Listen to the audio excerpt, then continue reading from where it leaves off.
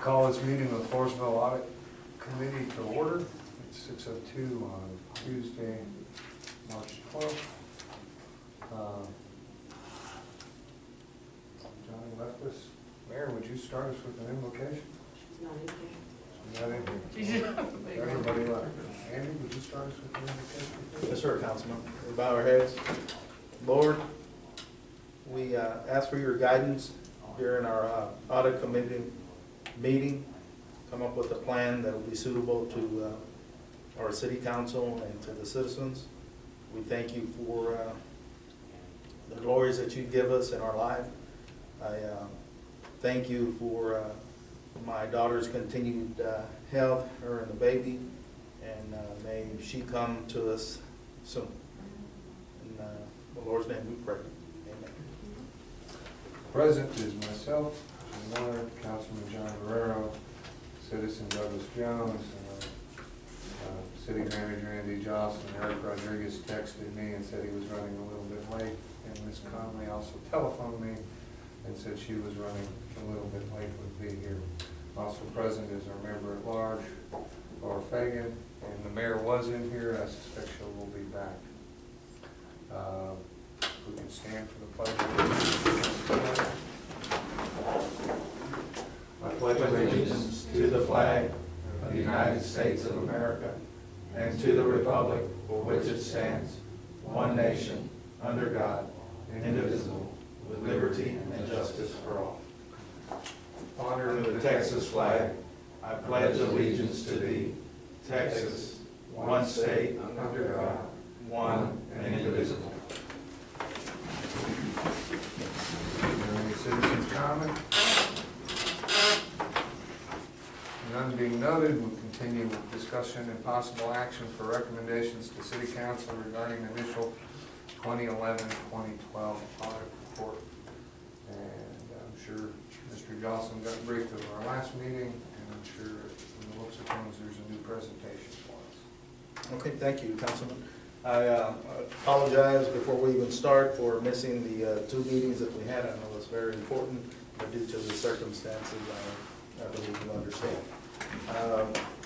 In the process, the staff that attended the two meetings, the second one, which was a lengthy work in progress, it compiled some of the recommendations from the audit committee, and knowing that we were trying to finalize this to present to council. The comptroller did have a chance last Monday, was it, Laura, to visit with the auditor while she was here doing the FEDC's books. And could you just give us a quick brief so we can start on this? If we can get this through council on Tuesday, Thursday the 14th, the plan is to have the audit on the 28th. That still is kind of questionable because they're still working on ADC, so it's probably going to be, if it's not the 28th, it'll be the very first meeting in April. There are still other things have to be pulled together before the final report can be done, and we still have to work on the MD&A, which requires us to have the final report so that we can work on the MBA. Could you explain what MD&A is? Management's discussion and analysis. It's the first part of your audit, or first part of your financial statements. She also said that the plan is they're just looking for I don't know what you want to call it, a plan. It doesn't have to be what dollars are going to be changed if we're going to increase fees. It just needs to say we're going to be looking at fees, looking at saving and expenses, maybe doing all. Again, I'm totally drawing a blank. I'm sorry. The things that are in this plan that's been talked about over and over, even like some of the things that have been discussed during master plan, going out for impact fees, those types of things. So they're not looking for dollars. They're just looking for a plan. And they'll be doing like a footnote. This won't be in the audit. This entire plan, it would not be included in the audit. It'd just be a footnote as to.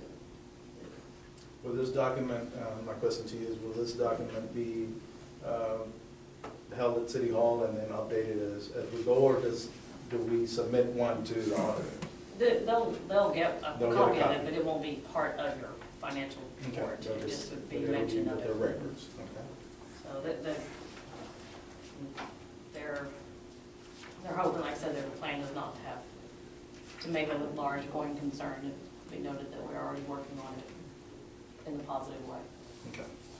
One of the, I see that the members are going through the plan. One of the issues that the staff worked on was the flow of the plan and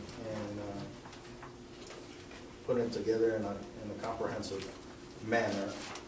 And this is mirrored towards the Fort Stockton template that we looked at and discussed and tailored to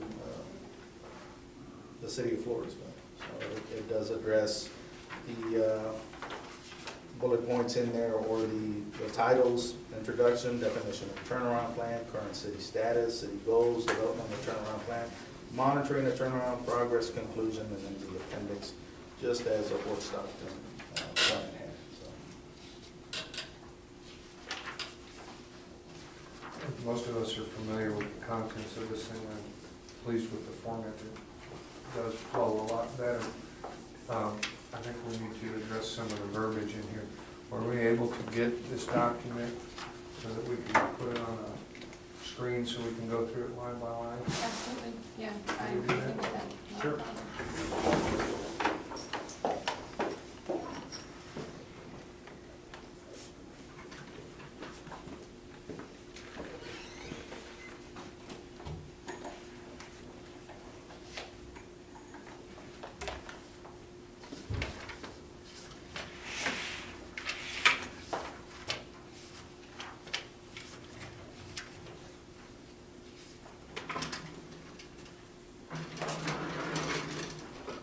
Okay, John, can I ask you if you can move this way, because I'll have to put it right here so we can see it.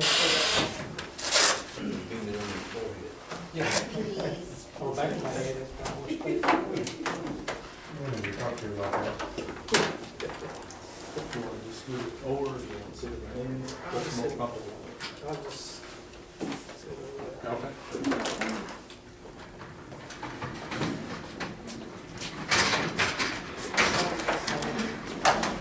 You want to move it? Here. No, we can just slide it down.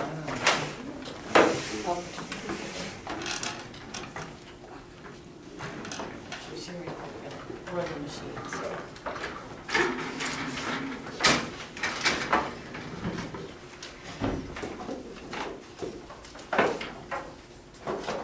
Which do you need here? This one?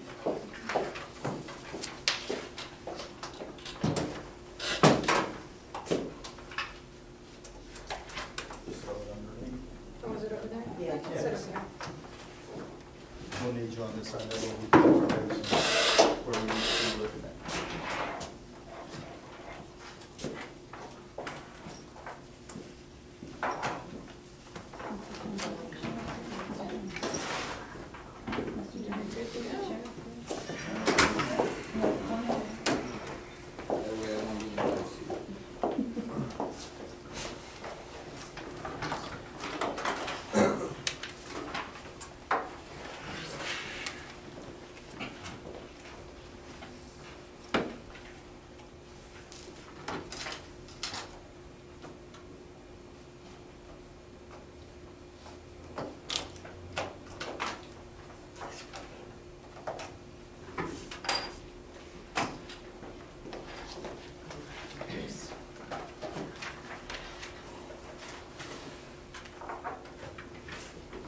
Could you back up to the cover page on this, or is that not part of it? That's, okay. And I'm just commenting here for my own benefit, but please, for everybody else, share your opinions on this as we go through this. It's my goal to accomplish this evening, so that we don't go into multiple meetings. If you could go up a little bit, just to the title of this. As the issue is truly the, or the impetus to this is the auditor's comment simply that the city of Floresville is insolvent in her initial reports and as a result of a lot of the press. I believe, and because turnaround plan doesn't say what we're turning around from, that it should be an insolvency turnaround plan. Okay. Unless there's any other comment. I think that's good. Could we go to, oh, I'm sorry. That's okay. It's just the general funds and all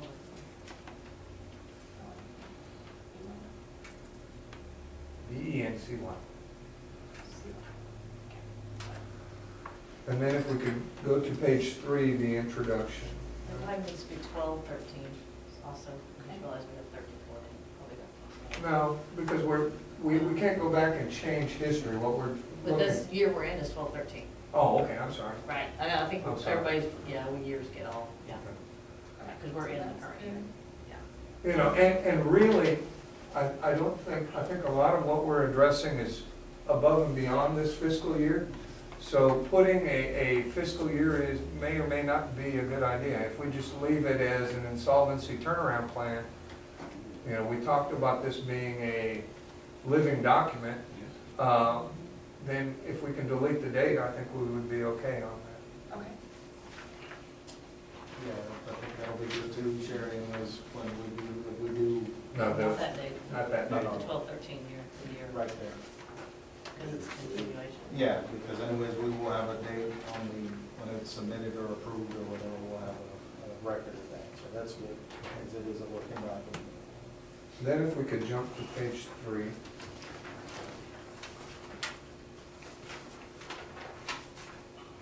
And at the very, very beginning of that page 3, I think we need to put in the full project description.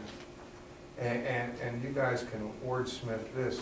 You know, the city of Floresville is in a unique position because of the Eagle Ford, because of the increases in sales tax and hotel motel tax and business growth, that we need to clarify that in this, you know, that not only are we looking at changing things procedurally and how we do things, but we're also have this added benefit of what's going on, you know, in this community, that it's a great city, that we have all of these things to offer, that we've seen increases in sales tax revenue over the past couple of years, that we've seen increases in hotel motel tax, that we have new growth coming in.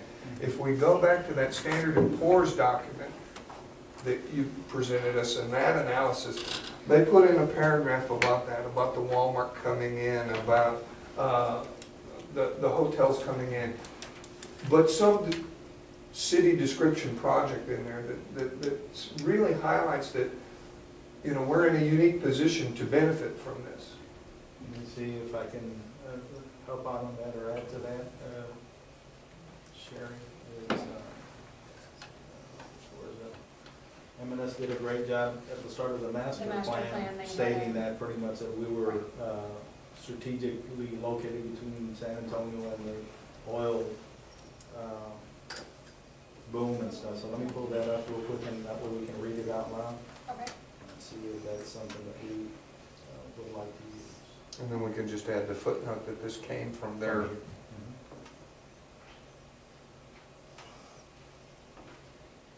And is there a specific title you'd like on it, Jim? Project Maybe City of Floresville. Just City of Floresville? The City of Floresville, you know. We want to start this thing out to say, hey, we're a great city, that we have the ability to rebound, and we have a great deal of assets in this community, and not lose those. Here you go. Let's see. I'm going to read it, Sherry, just first, and then see if that's what we're looking at. It says overview on the M&S City of Floresville Master Plan.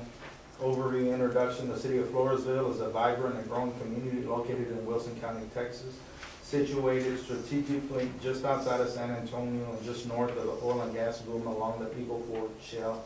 Floresville provides a culturally diverse home for an ever-growing number of residents looking to escape some of the big city bustle for a more intimate community. And then the next paragraph after that states, in an effort to maintain the integrity of the community, city staff and officials have been working tirelessly to positively manage the growth which has already come and plan wisely for the future expansion of the city so that generations of future residents can continue to enjoy all of the aspects which make Floresville a great place to live. To that end, the latter part of 2011, the city instructed M&S Engineering to complete a comprehensive master plan for the city. Is that something more so? Here's a. I'm gonna pull it up here too.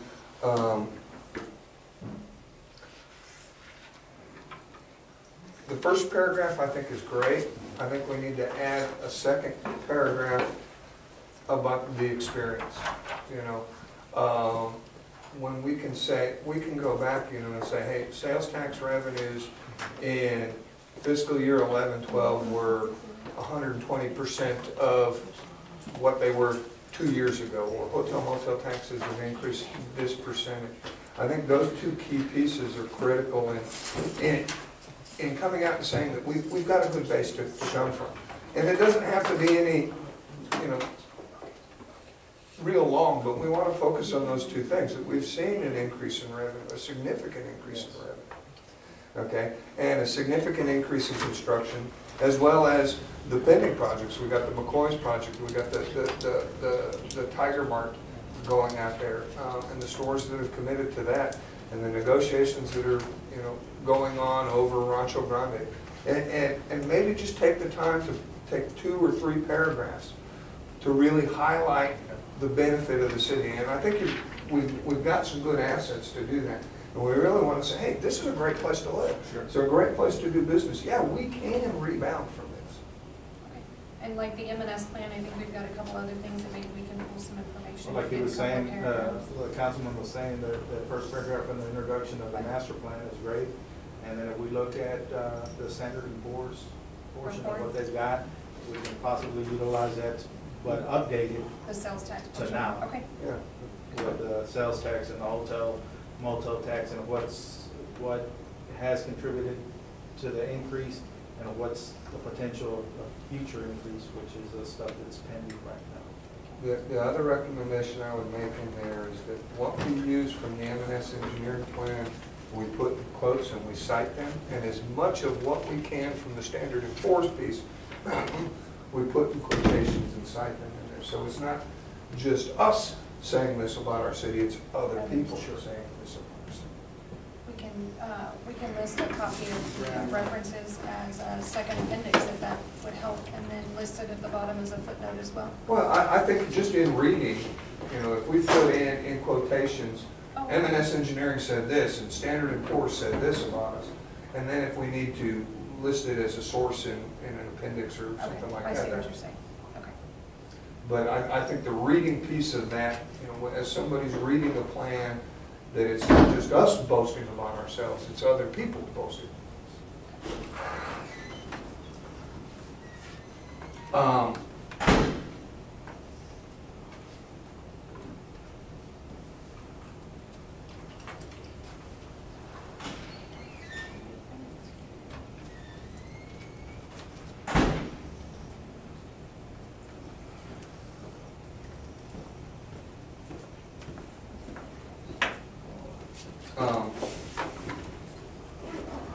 Project description, I like the first paragraph.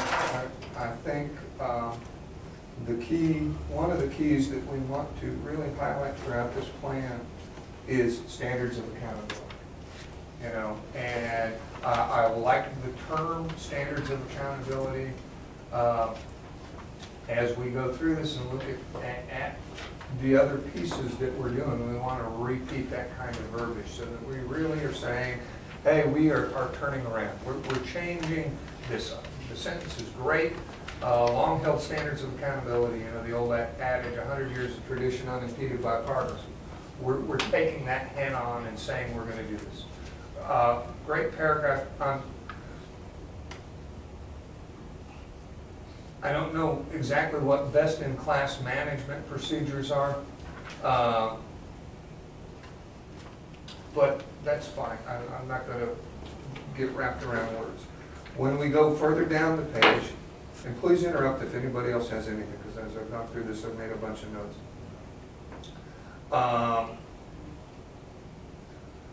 The first piece is correct. when it says who was originally appointed to the committee with the exception, oh, it does say Sherry Castillo. Okay, but then it stops on January 10th.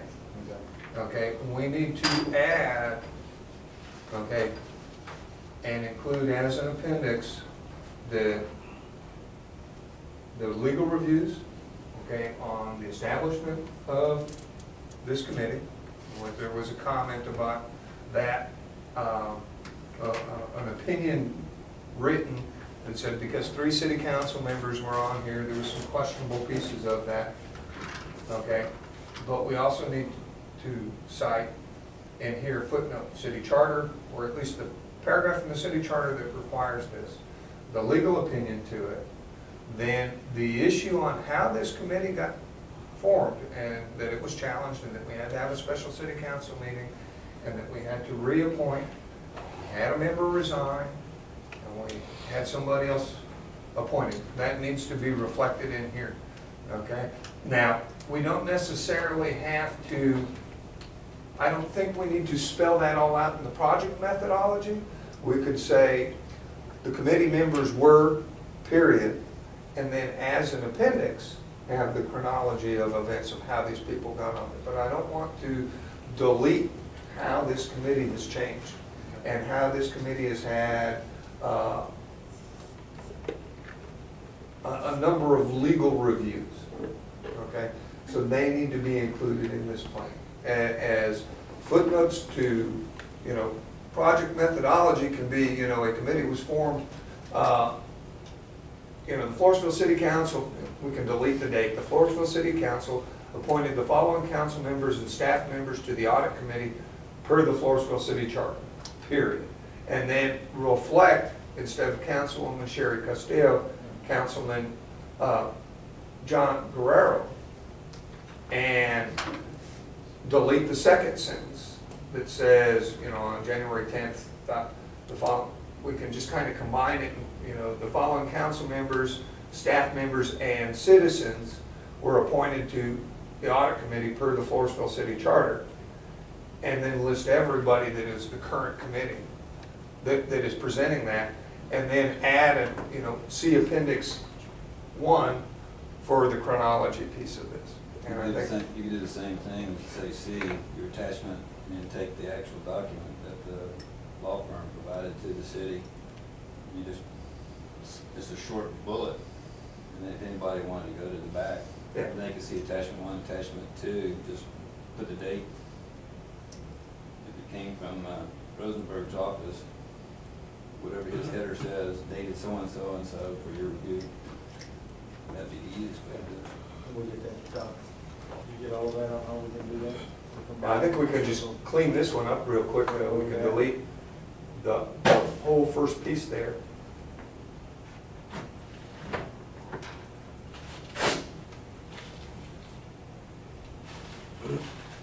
Council members, comma, staff members,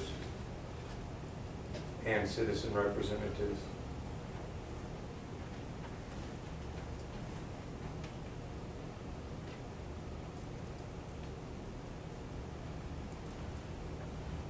Put next to everybody's name, the date they got done, and you would have a history.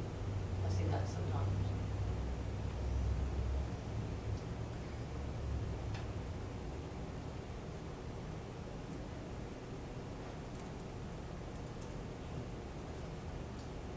Don't worry, we're not watching.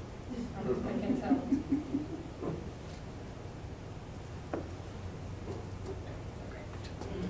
Mandy.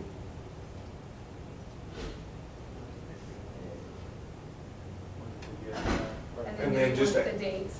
I think we should just leave it at that, and then just put, you know, the appendix, you know, see appendix for the council minutes appointing people, for the legal reviews, and just have those pieces. So we remove Sherry Castillo and put John Guerrero? Oh, yeah. Okay. Pick up the comma after the. Make sure you take the councilwoman and councilman. There you go.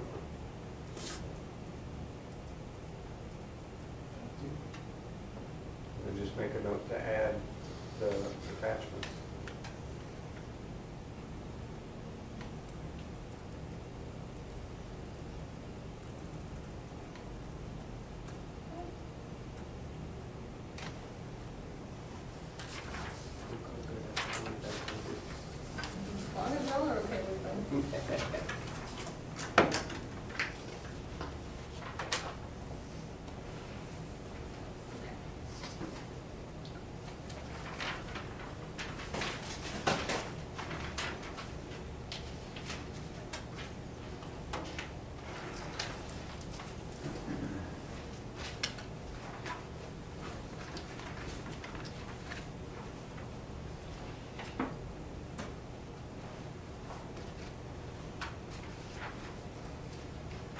think, although, you know, we're not looking for cause or blame, we need to include in project history that, you know, that this turnaround plan was a direct result of this auditor's initial report, you know, and some of those findings. I think we talk about that a little bit later. You know, but her comments to the committee, that one page that she had, I don't have it with me, specifically talked about the general fund, and, you know, in the first piece under monitoring, the general fund with the previous year's audit reflecting a deficit of $165,000, that this one's unaudited, and we can stay with the unaudited number, I think, showing a deficit of $365,000 is really one of the impetus pieces in here. I'm not trying to highlight it, but you know, to say, when we look at this first paragraph and it talks about fiscal year ending in 2009 and the 2007-2008, but here we are in 2013. Why did it take 4 years to suddenly initiate a plan? We really want to say that the alarm was sounded in this audit, and this initial audit report was the basis for, or the motivation for this turnaround. I don't know if there's a way to say it. I mean, bring some of that in. The fact that y'all not ever had appropriate 90-day fund balance in multiple years is part of that as well. And that's kind of where I think Standard and Poor's piece,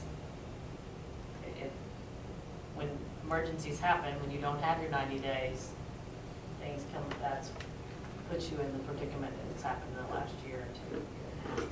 But there's nothing in that paragraph that talks about any of those emergencies in the past year that have put us in that predicament. It talks about a warning of being in that predicament, but it doesn't talk about actually being in that predicament. Would you like to, where the first paragraph starts there, and then outlook then states the 2011 issue due to lack of proper maintenance of financial records. Do we add 2012, the general fund, and we can move the cash balances that shows the general fund deficit and cash of $384,661, and the payables outstanding 177, aside from the preliminary audit finds will have to be I don't addressed. think you should, no. And that's where I do worry about leaving those numbers in. Those are preliminary, and they're going to be changing. I mean, they've already changed. What, Some it of states those numbers. preliminary in there. Yeah. Or we use Just kind of, preliminary unaudited numbers. You know, the issue is maybe not citing the specific numbers, but saying that the deficits have increased, that the cash and not balances having have 90 decreased. And again, not having 90-day fund balance in somewhere. That's what I was thinking, that first, or possibly in the outlook, you know, the fact that the city's never maintained a 90-day 90-day reserve fund balance. fund balance. That's fine with me. Because that's important in the future. You And know, it's not do we really put mentioned this here. as bullets under here, or do we try to put this in paragraph form? I could just put it in paragraph. Paragraph form to flow with what's on there already. Yeah, that's, You want it here? I think right there, because we go not 7, 8, 9, and that one, then it's up here, 11 is stated on this one, and then 11, 12, you know, we need to expand on there, the general fund. well, let's take out outlook then. Let's just take out that heading. There you go. Just take that out. Okay? The outlook reflected, take out then, was that the city officials will remain committed to achieving operational balance between the city's reserve and expenditures, allowing the city to achieve a minimum of, Keys and operations. Just Right, to leave so it was exactly. that. yeah, Make it read the outlook reflected, city officials would remain committed, instead of was that.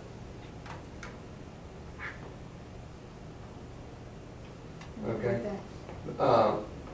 Let's change, instead of this, these 90-day reserve fund balances, I'm sorry, I was reading. right there, add to its reserves, period. Next line down, the word this, highlight this, change it to, Industry standard, 90 days. okay? These 90-day reserve fund balances, okay, were not maintained.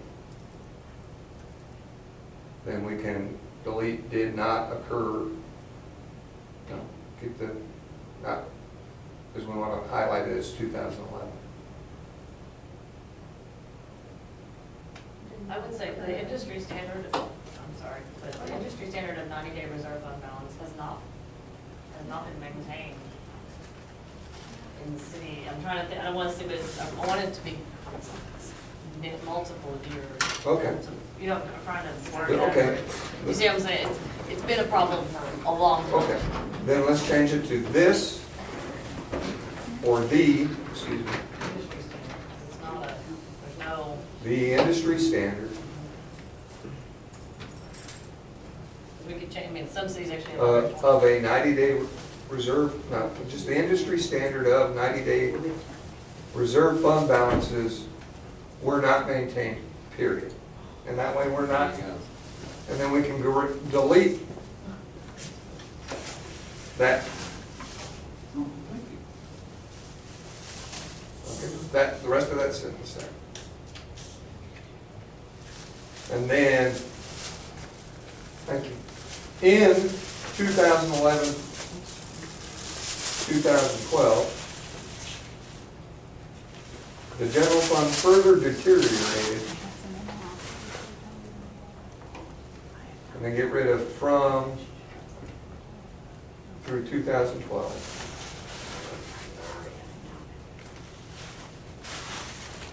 Due to unbudgeted and unexpected legal and professional fees.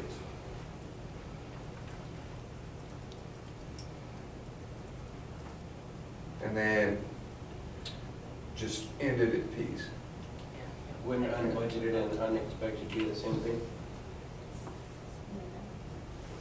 No, because sometimes you pad your budget for, i.e. those unexpected things, yeah. So we would end that sentence at professional fees, period.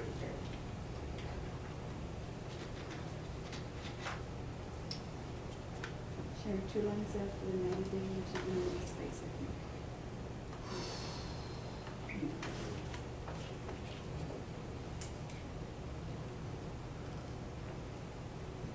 Okay, many key areas within the city's services have not been addressed.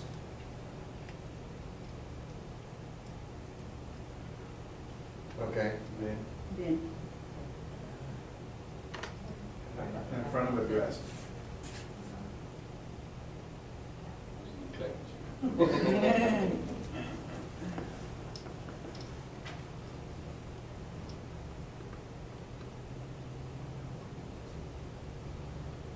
I'd delete the last sentence.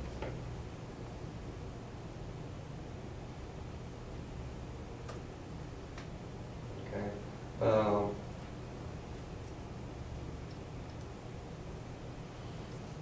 We need a sentence in there about the debt service on the event center. Okay? If we go back to Mr. Fiorga's letter to us and the documents that he provided, he stated that that project was originally designed to be refinanced in fiscal year 2014. Okay? And that had not been addressed. That process hadn't even been started, and here we are on the verge of FY14. Pardon me? That's not why the fund balance, the negative. No, that's no, not- no. Okay. What I'm getting at was, in Ms. Wagner's comments to the city, she discussed 4 major areas. The monitoring, which we discussed above with the 90-day pieces. She discussed utility rates. That's addressed in that third paragraph. She also addressed cash balances, but that kind of comes into line with what you're talking about with the 90-day reserve fund balances. But she talked about the debt service as well, okay? That we have a debt that is scheduled right now to be $1.6 million in 2016. To say that we're not considering that, I think would be a mistake, and that is what I believe is that we need to look at the areas that the auditor brought up in her initial report: monitoring, cash balances, debt service, utility rates, and then the other gorilla in the room, which is infrastructure. You know, we've got our wastewater plant, we've got a lot of things in there. And so we need a 2 more paragraphs, I believe. One that addresses the project history, and that's the title that we're at, that addresses debt service and that addresses utility rates. Because of the way the 4A Corporation sits right now, I haven't seen the total fund balances on them yet, but you know, based on the information that we're getting, there's no way possible they could make a debt payment of $1.6 million. So it's clear we're going to have to refinance that, and that must be considered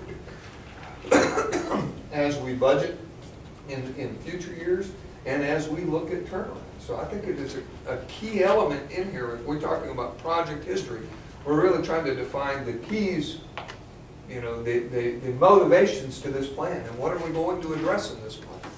And debt service and infrastructure truly need to be in there. You know,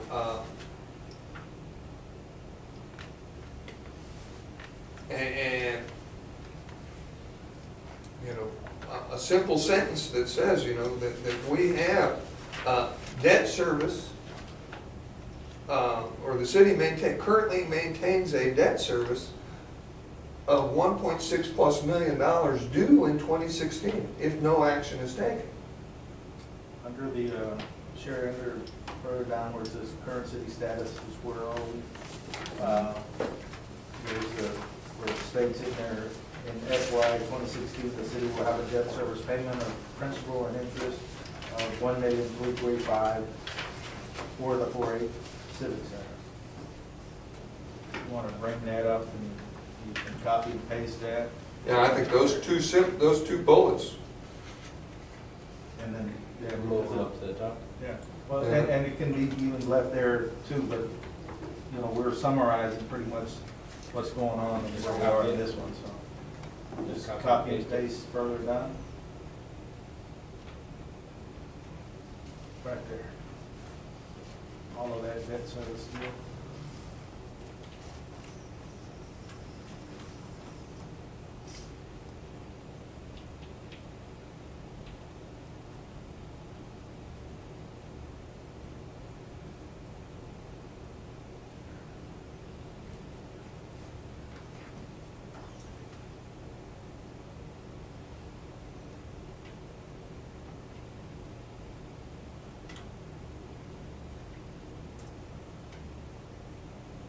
Wait a minute.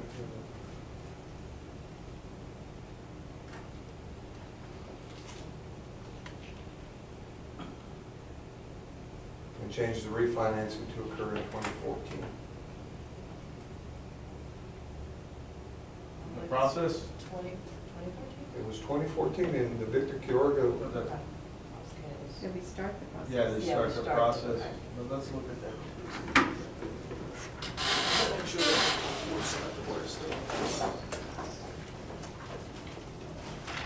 Do you have those documents? I was looking earlier, I don't think I was.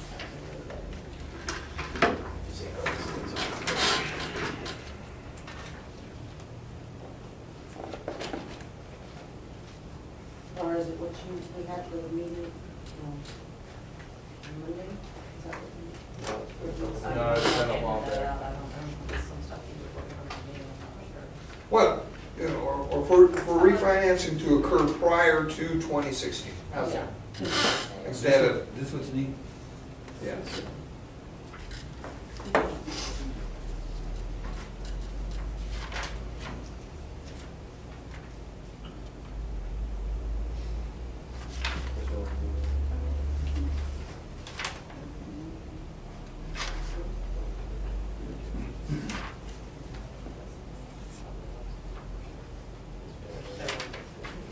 Sherry, I think she did look at that, she just did to occur prior to 2000. Due to these two factors, the intent was to pursue a restructuring as early as September 2014 and not continue with the current amortization schedule, which requires a large annual payment beginning during fiscal year ending 9/30/16. So, but if we change that, you know,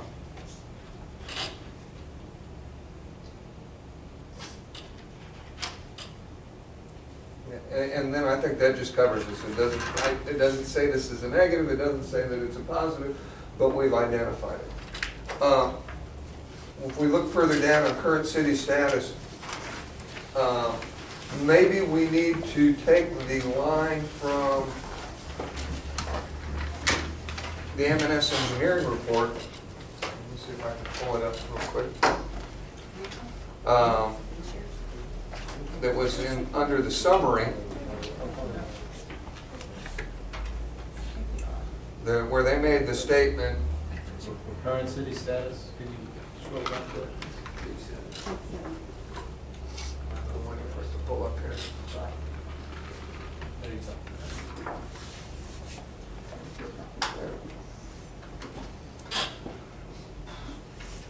They made a comment, I don't know if you remember, that said, that, you know, under recommendations, under the summary component of it. There we go.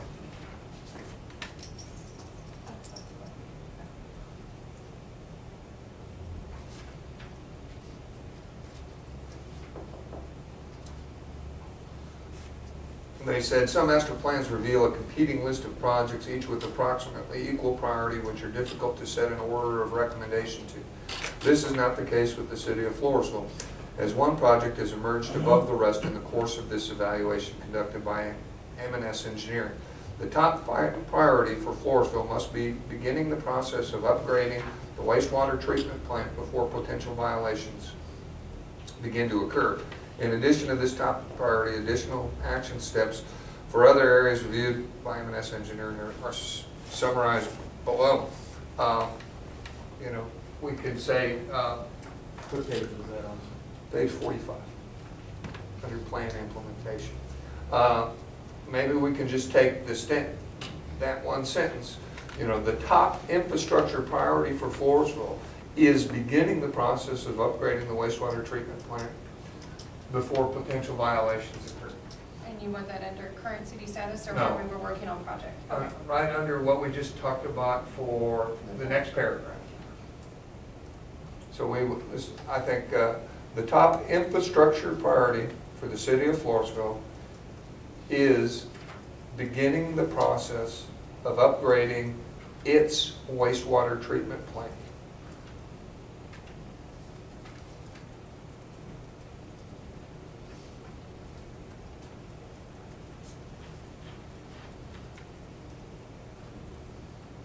You know, and then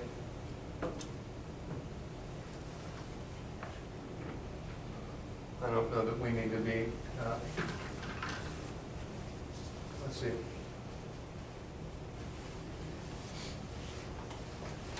Is the sentence, we don't want to discount the other infrastructure priorities that we have, you know, that are ongoing, the development of the zoning plan, impact fees for water, a water model, where the top priorities identified in the M&S engineering plan,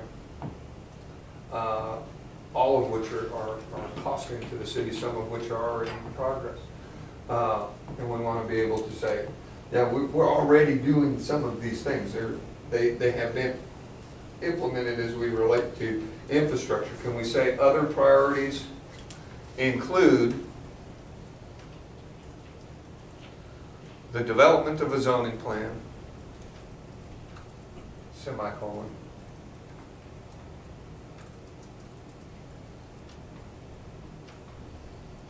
the creation / updates or update of impact fees for water, comma, wastewater, and streets.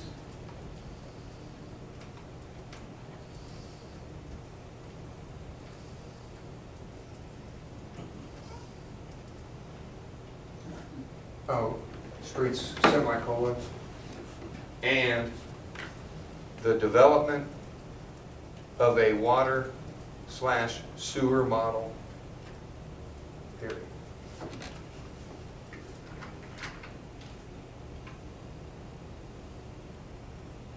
And that's called a hydraulic model. In this statement, they call it a water model, a water system model.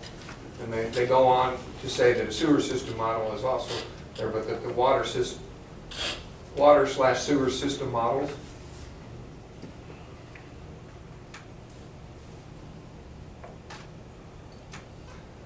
And then I think if we can scroll back to the top and reread this thing here.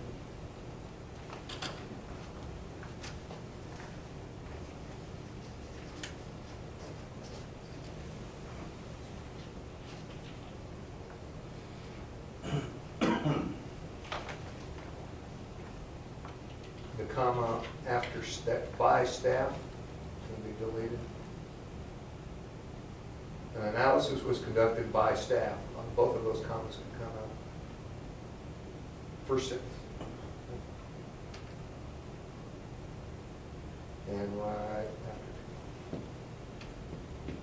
You can even make it shorter by saying, as part of the city of Floresville's turnaround plan, the city staff conducted analysis of past practices. Okay. You need all those commas. You want to change that? That's fine. Yeah, just then you make it shorter. Can you repeat that, Mr. Jones? As part of the city of Floresville turnaround plan, the city staff conducted an analysis of past practices that have been, or I keep saying, past detrimental practices for the city's general fund.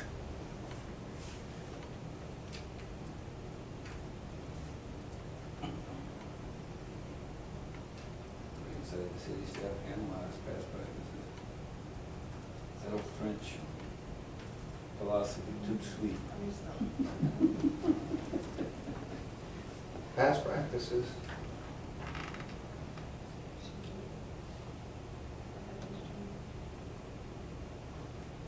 We'll get rid of and before. Conducted and analyzed. Conducted and can be deleted. I think both words right where your cursor is, both sides. And this one, I think the 90-day reserve just needs to go with that first paragraph. You write it down? Well, the 90-day reserve really belongs kind of with that first paragraph.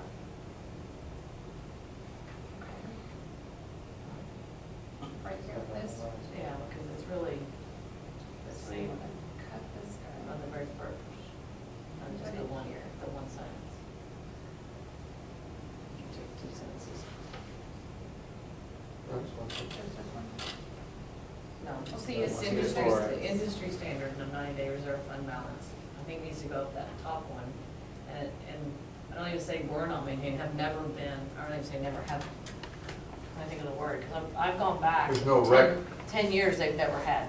I've gone back and done a chart and finished Okay, well then all the let's, pieces, but there's never been a 90-day then for the last let's 10 plus years. let's change the sentence that there is no record of the city ever maintaining the industry standard 90-day reserve fund balance. Yeah, because I think that's important. I mean, it's something that's, it probably has hurt them in the past, you know, with connectivity. In the gap between above 90, There's no record, there is no record, or there's no, Of the city maintaining the, Industry standard. and delete that, industry standard of 90-day reserve fund balance. Okay. Yeah, 'cause I think that's important. Space after, before 90. The way Standard & Poor's said it was, that the city currently lacks formalized or policies in the areas of minimal Of financial 90, service yeah, levels there. and debt measure. Where it says That's 90 another good statement, space. too. Right. Off page 2 is. Over the other side. Oh, next one. That's Oh, all the Before Standard & the Poor's 90. it did say. It was- Right. yeah, Yeah. oh, There you go. That's too Too many. many spaces. Yeah, it looks like it's real close. Because I'm, you know, this same thing it kind of did in the last 2 years, not having that, there were probably things that happened in your past that you weren't prepared to handle. Two of them.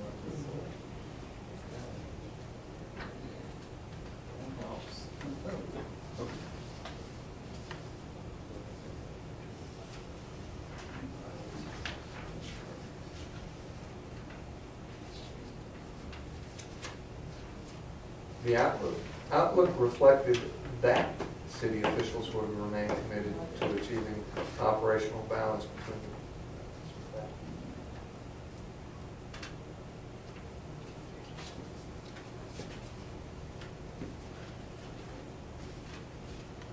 Should be balances within it. And it says should be an operational balances within it.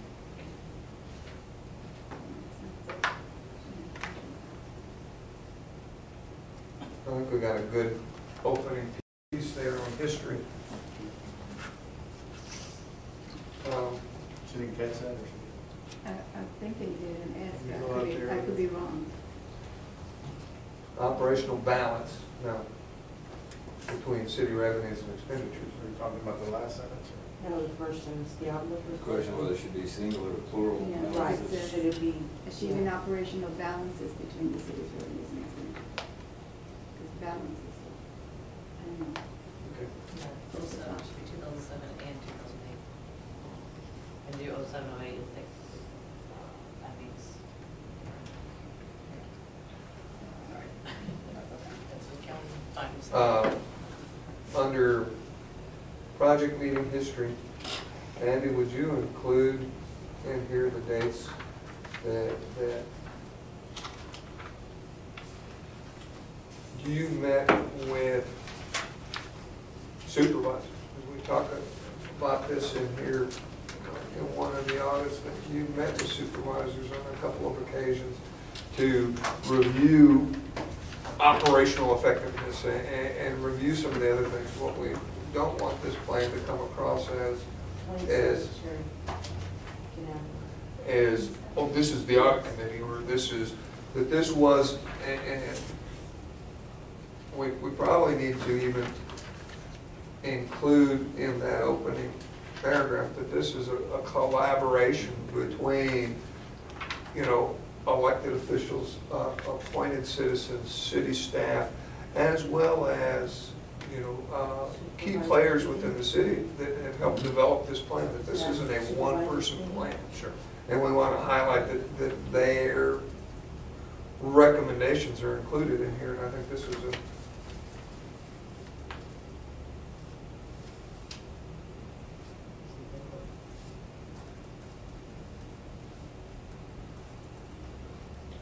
The other thing that I think we should probably include in here in project meeting history are the city council meeting dates where reports were given to the council and to the public. And that should be an easy thing to go back and look on meeting agendas and say, hey, we've had these audit committee reports, and pop those in there, so that what we're not doing is that we're saying that this was a collaborative effort. A lot of input was received from citizens, from everybody in here. We don't want this to be, you know, yeah, here it is, let's approve it.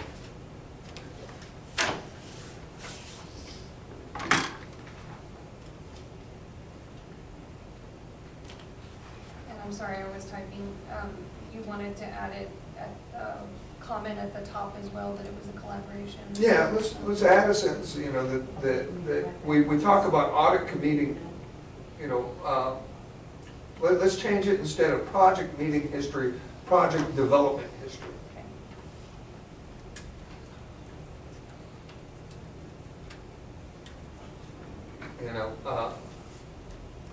And then we,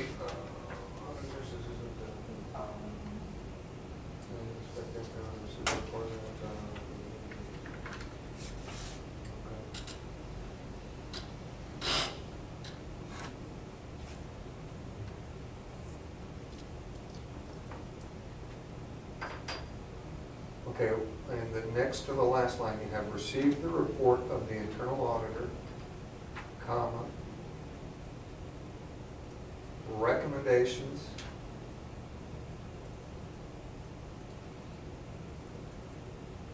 from city staff,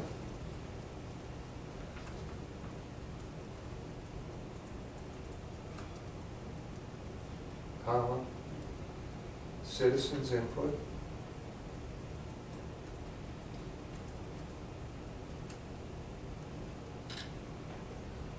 internal controls received recommendations, citizens' input. And the very, I know this kind of came from the charter, but where it talks about direct the work of the independent auditor as the scope, remember how she said, that's not legal, the way your charter reads? I don't know if we really want, because that's Well, the verbiage in the charter. No, I don't think she said that it was illegal. What Well, she she said said was, industry the standards and- the contract had already been let. It was the decision that was made that defined the scope that she had agreed to. We could expand that scope, but it would have increased the cost. So that's what I'm saying, you're directing the scope, and you can't direct her scope, you can in addition, that's what she was trying to say, the way you're wording the charter is, Well, yeah, okay, well, because it doesn't follow Gatsby. yeah. Well, and in this case, the committee met on the following dates. That's where it kind of has that wording that she mentioned, it's kind of.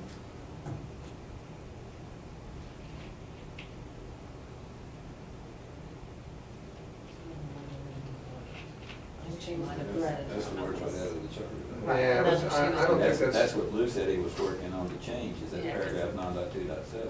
okay. With respect to internal controls, You know? okay, let's, Maybe it's- I'm sorry, Sherry. That's okay. I see, the audit committee met on the following days to direct work of the independent auditor as to the scope of the annual audit and any matters of concern with respect to internal controls. Received the report of the internal auditor and make recommendations to the council. Okay, hang on, so flow with me. Okay. And make recommendations to the council. Okay? With, now we'll start a new sentence. With recommendations from city staff, citizens' input,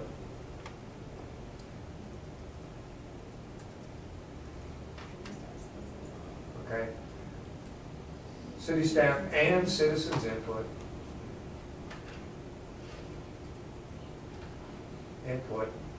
This insolvency turnaround plan was prepared.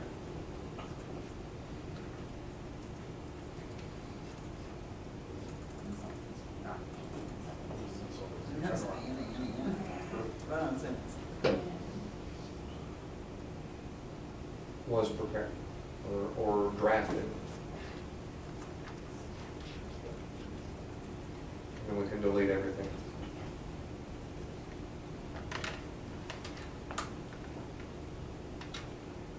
Okay, and the only other thing I would say is the audit committee, instead of met on the following dates, changed from met on the following dates to was formed. Because now we're saying the audit committee, per the city charter, was formed to direct the work, da da da da da, instead of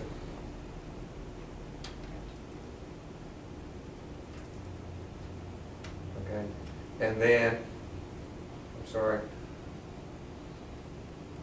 let's change the last sentence. In a collaborative effort with city staff and citizens, this insolvency plan was prepared.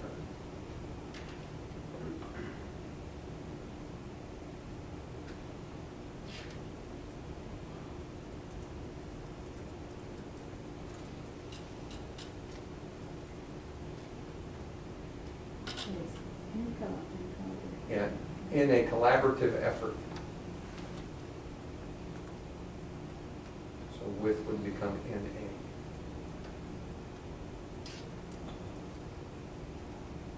And then we add the other dates in there of the city council meetings, we've got the city staff meetings.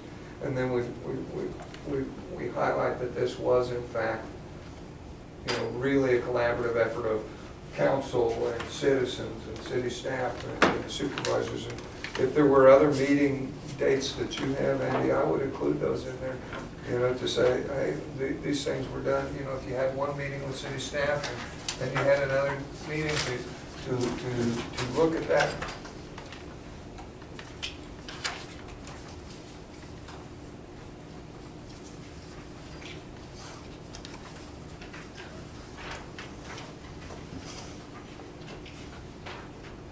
And the first one, successful insolvency turnaround.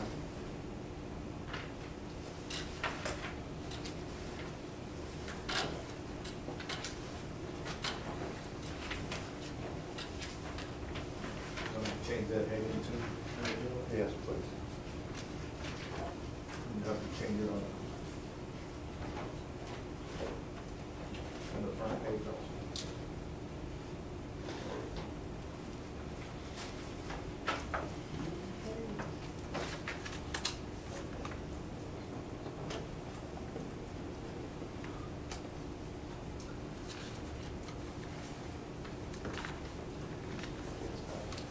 Should be in. Instead of a definition, put in.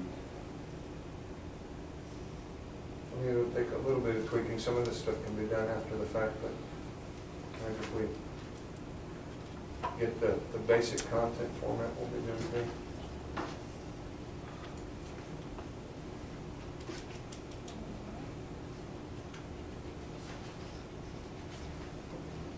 Definition of an insolvency plan. Good, it seems a little bit repetitive. I think the last piece there, basically the plan addresses the following: what to do, how to do it, I think can be deleted, because we really said that, and when we say we're identifying critical priorities, we're listing specific actions, metrics, targets, accountabilities to track change, rigorous follow. That's just it.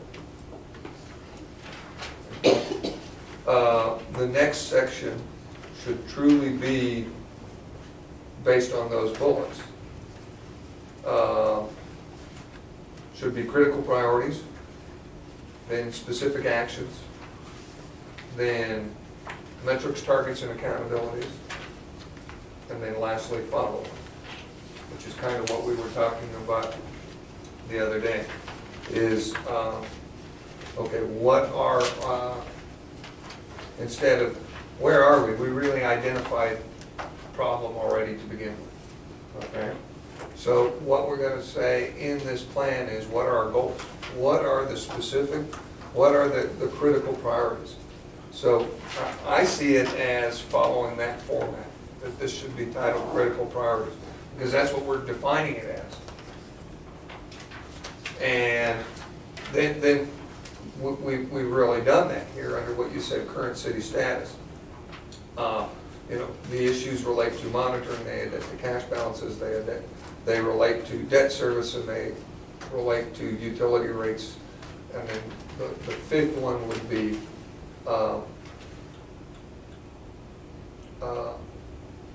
infrastructure.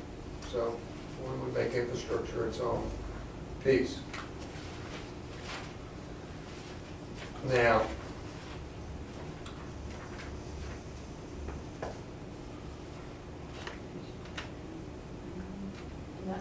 Utility rates, comments over there, something needs to, either that utility rates needs to be modified or. yeah, we'll get there.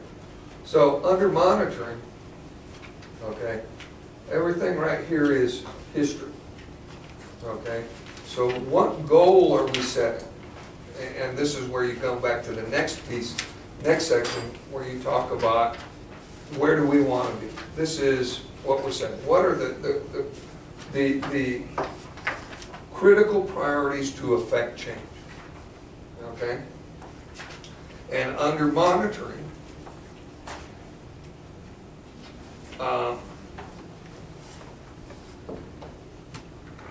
and can we just put in some space in there, Sherry, just for right now under monitoring? Now, are we doing under the city goals? Yeah, well, so what's the header on this page? Okay, critical priorities, yeah. Under monitoring, just put some space. We identified that in the opening. We're saying, okay, what was the issues with monitoring? Okay, what are our goals? Okay. I think we need to be very, very specific here in that same line of thought that you shared with us at the last meeting from the high level piece, okay?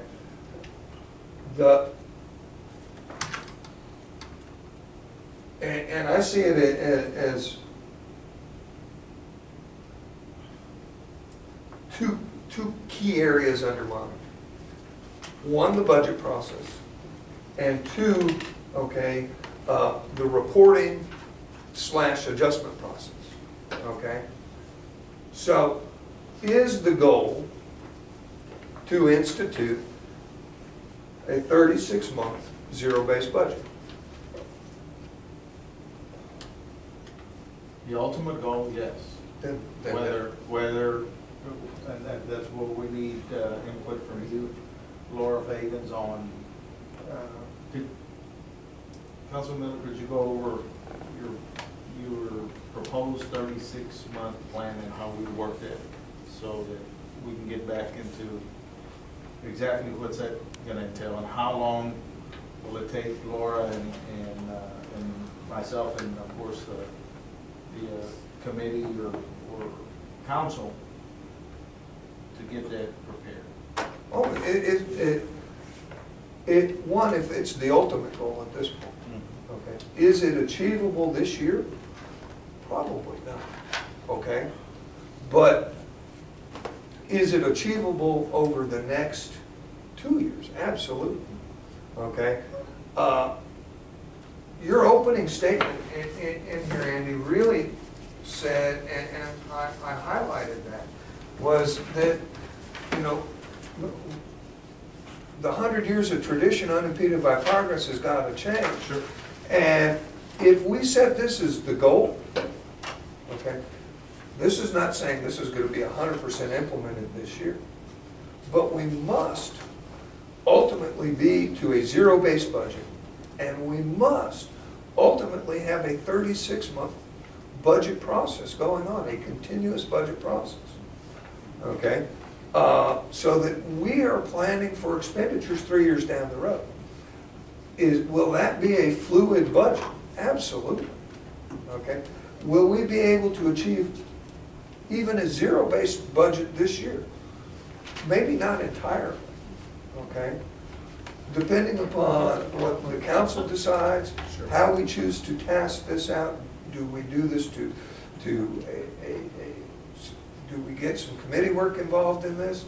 Do we do this all by council? Do we do this all by city staff? I don't know the answer to that, but I think we all agree that those two pieces are critical long term. And if we are saying what is a critical priority, I believe that zero-based budgeting and a 36-month budget process are key to that.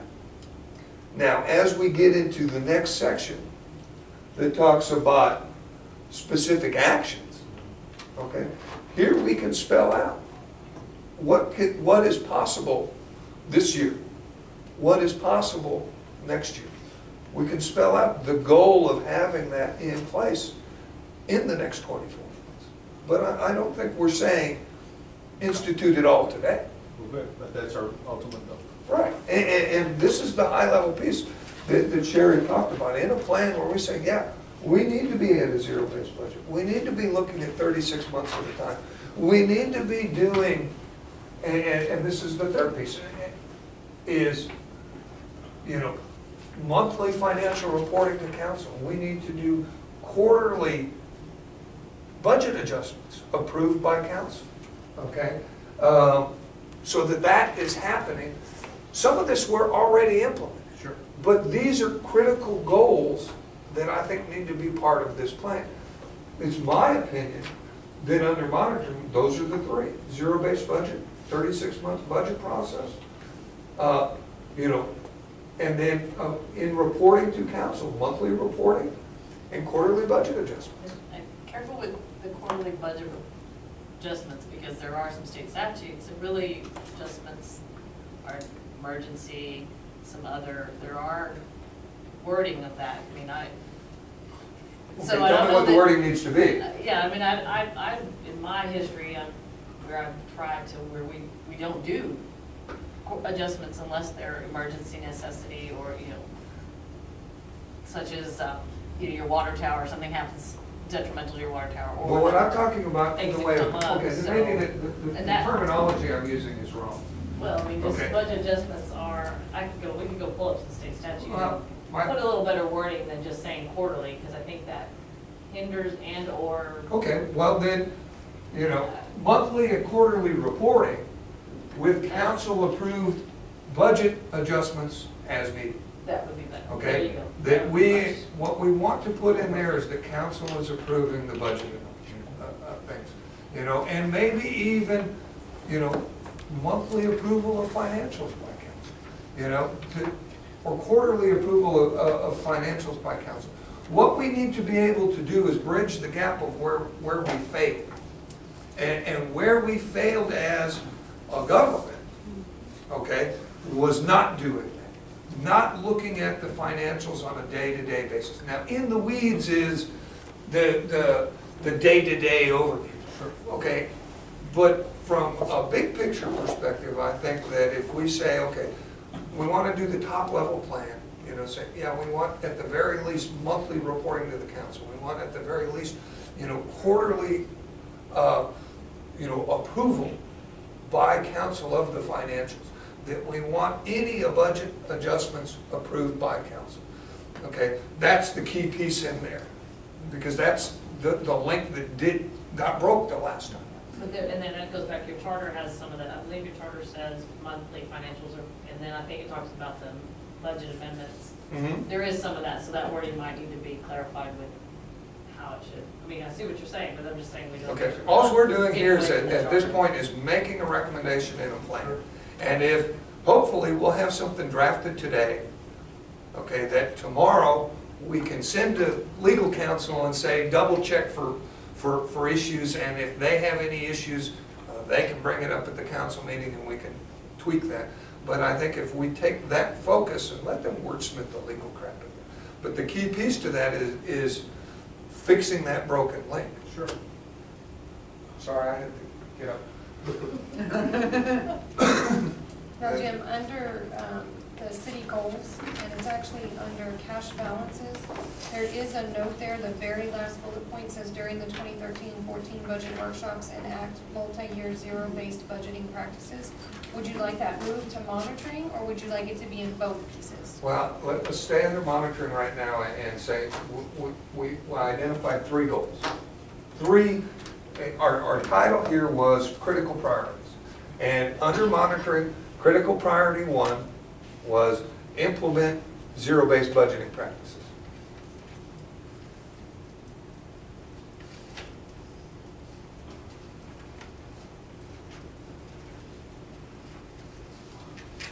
Zero 2, develop or implement or develop and utilize a 36-month budget cycle or a continuous 36-month budget cycle. Mr. Jim, would you be able to explain in a nutshell what this zero-based budget is? Okay, in the past, and very simply and very rudimentary, and this is not from an accountant's perspective, is in the budgeting process, the police department came in and said, this is what we were budgeted last year. We want this much more, period. And this is why. I remember, well, we want to hire a janitor, so we increased that. that is not a zero-based budget. What we're gonna do is take last year's budget and throw it away. And say, okay, police department, what do you need to operate, to do business? How many police cars, how much in fuel, how much in salary, da-da-da-da-da. So that instead of taking a number that has historically been played over and over and over again, we're getting a real number from it. What is it gonna take to operate the police department? That may be close to this, it may not be. And we do that across departments. And When prior years, it was just, you're giving us that number plus 25%? or even, yeah, it wasn't even that plus 25%. And what the budget process had been in the past there, okay, is, sorry guys. I just kind of want to clarify things up, you know, to take, you know. It is, they would start here. They would say, okay, last year, we got this much money in taxes. Okay? And we expect to get this much money in sales tax and all our other revenues.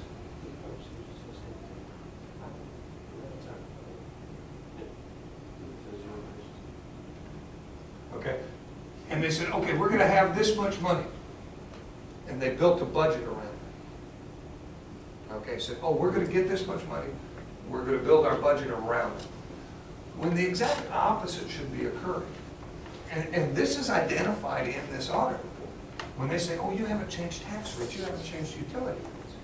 What we should be doing is saying, okay, what is it going to cost to run the city? To do all of the things that the city needs to do. How much fuel, vehicles, da-da-da. It's going to cost us this much money. Well, we know we're going to get this much in sales tax.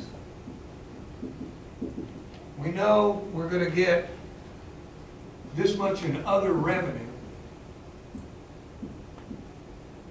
So what's the difference? How much more money do we still need to get to here? And that is what they've taken, go back to the property values and say, okay, in order to get this much money, our tax rate should be X. Whether that's higher or lower than what it was the year before. But it's based on what it takes to really operate the city. Okay? Instead of saying, oh, we're going to get this much money, let's see how we can spend it. Do it the right amount or wrong amount. What we're doing is starting that budget process the correct way. Saying, what is it going to take to operate? You know, when you build a business plan, you don't build a business plan saying, hey, banker, tell me how much money you're going to lend me. And then build a business plan around that. You develop your business plan and go to the banker and say, I need this much money to do this. And that's, in a nutshell, what we're doing in a zero-based budget, is taking all these years of saying, oh, we don't want to raise the taxes, so how much money are we going to get? And how did we, what was our budget last year, and how much money did we spend last year? And build from that, instead of a true analysis. What is it going to take to run the police department? What is it going to take to run the streets department? What is it going to take to run the parks department? Give us real numbers in fuel and that sort of thing. And then build our budget from there. And in a nutshell, that's what we're talking about in zero-based budget. And those are the recommendations that come from the comptroller's office in building a budget, in the tax process. Laura, how about just monthly and quarterly reporting to city council with all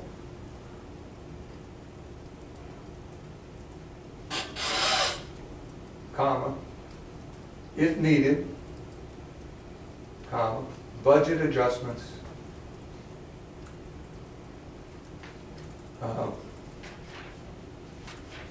approved by council, or something to, or monthly and reporting, quarterly reporting, and if needed, budget adjustments approved by city council.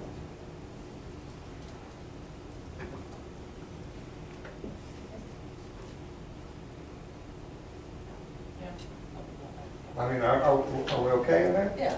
I mean, I just kind of want to make sure, yeah, we don't want to just say, oh, we're always going to do, you don't want to get in that habit, okay, quarterly we're going to do it, then it's just. Well, then let's change, But that's what you Is said. the council going to have to review the monthly and quarterly reporting? Yes, right? Well, you can, I've seen it places where you accept it or you just receive a presentation. Because You I'm can't, thinking- you can't change it, Mhm. so it's kind of one of those, it doesn't have to be.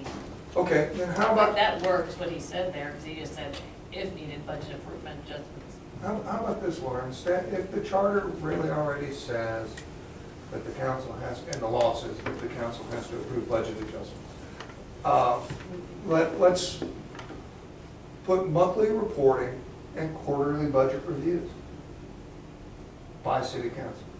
And that way, if a budget adjustment is needed, great, we can bring it out then. If it is not, to say, hey, the department's online with their budget, we're doing good. Instead of trying to make it complicated, but we're, Well, I mean, it's just like I said, it's, I don't know if you even want to tie it to a quarterly, because there may be times we didn't do a budget amendment at other times. well, So I that's think what I'm the saying. first sentence- I think we Monthly just did work. reporting and quarterly budget reviews by city council. And then we just take out the approval of budget amendments because that's a law issue anyway. And then we're not tying our hands to any statute. Yeah, but that's just, man, you know, just, you know, don't want us to get into, in addition to everybody expecting, oh, we'll just do a budget amendment, Reviews, it's no big deal. should be Well, budget it's- reviews because there are multiple budgets. And then under monitoring, we've addressed what we need to do. We've three very simple goals that in later pages we can define. The next, So do we want to remove these other? well, now let's just build right from there. Okay. Okay, can you scroll up just a little bit so I can see a little bit more of the page? No, okay, Yeah. thanks. What was the title of the? Titles, we changed it. Okay, right there. Okay, so the next line item is cash balances, is that what we're doing? Yeah.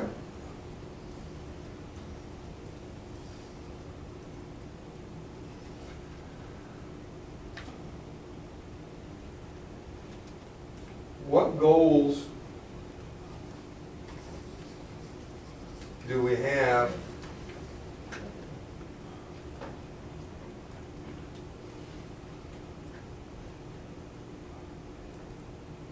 under cash balances? Obviously, And I'm just gonna say, I don't want us to get too far, there are a lot of policies the council needs to adopt individually that are kinda gonna go with that, where y'all are headed. And I feel like fund balance policies, cash balance, those types of things, so kind of like you just did in this first one, more just, yeah, and I wanted to be vague here, yeah, okay, to give us a goal policies and. to say, okay, where are we going to be in the way of cash balances? And what we're really talking about in cash balances is a reduction in expenses and an increase in potential revenue, right? We want to identify those things, okay, that we can save money on. We want to identify those places where we should be fixing revenue. You know, is like the analogy I talked about, the $100 permit. Okay, so what generic areas do we want to talk about in the way of cash balances? One of the things isn't under cash balances that we want to maintain budgeted amounts per approved budget, as well as reduce, overall operational expenses. Well, obviously, and increase the revenue. So. one of the clear goals that we want to put in here is to get to the point where we have the industry standard 90-day reserve fund balances. Okay? That's clearly a goal under cash. Is that achievable this year? No. Is it achievable next year? Maybe. Okay? But what language should we use to say, to develop and maintain the industry standard 90-day reserve fund balances.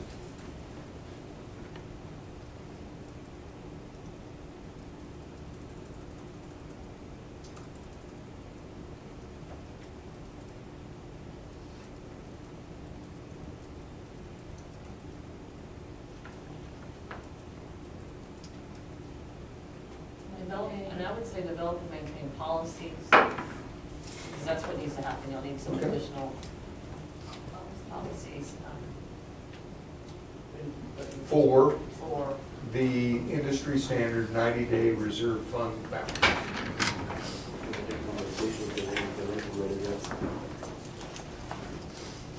Industry standard 90-day fund balances. Okay, now it should be industry standard, delete of 90-day reserve fund balances.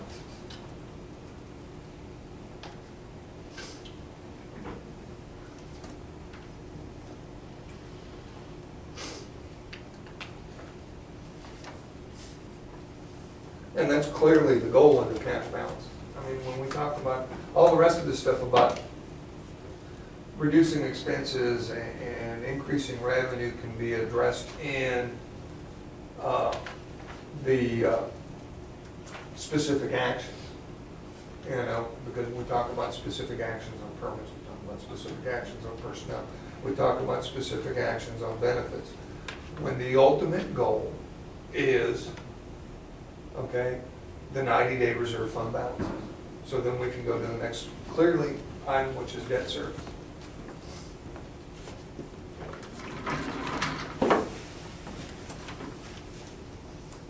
So would it be inappropriate to call them solvent budgetary policies, which allows for industry standard 90-day reserve fund balances? I think that'd be good. Because when you just say develop and maintain policy, what you're actually trying to do is make sure that your O&M doesn't exceed what you budgeted. Solvent. Budgetary management policies. And if you look at it, I mean, all this is just a big wheel. It's a big, like I tried to show you the other night, but circling around, because you basically got three goals, as you stated in the end of these opening paragraph. And they are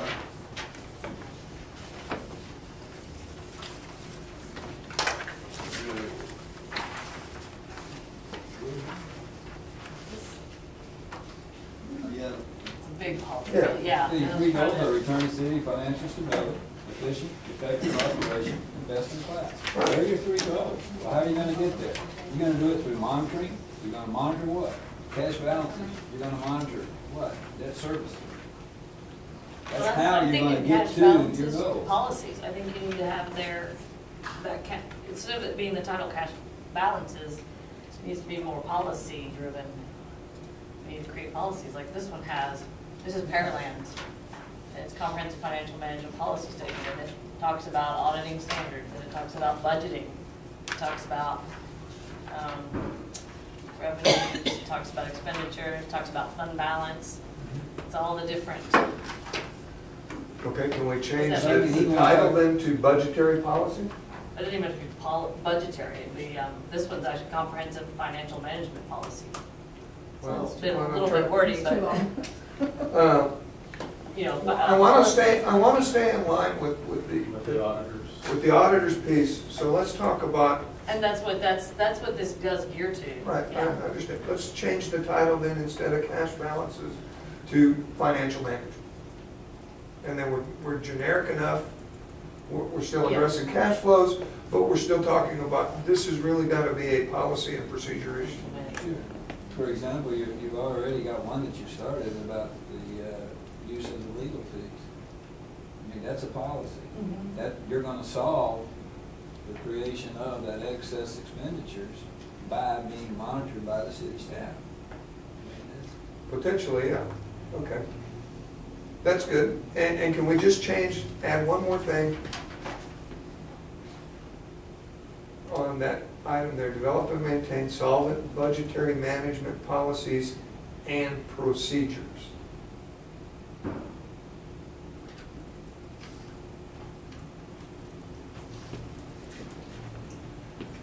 Okay. I'm gonna move that we take a 10-minute recess, catch our breath, or just let me catch my breath.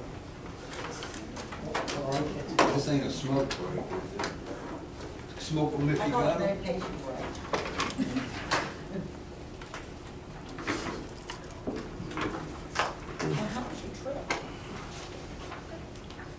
Was it snowy?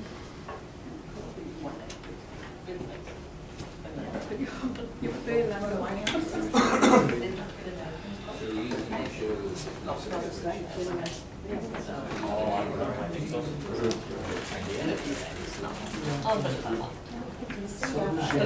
It wasn't for play.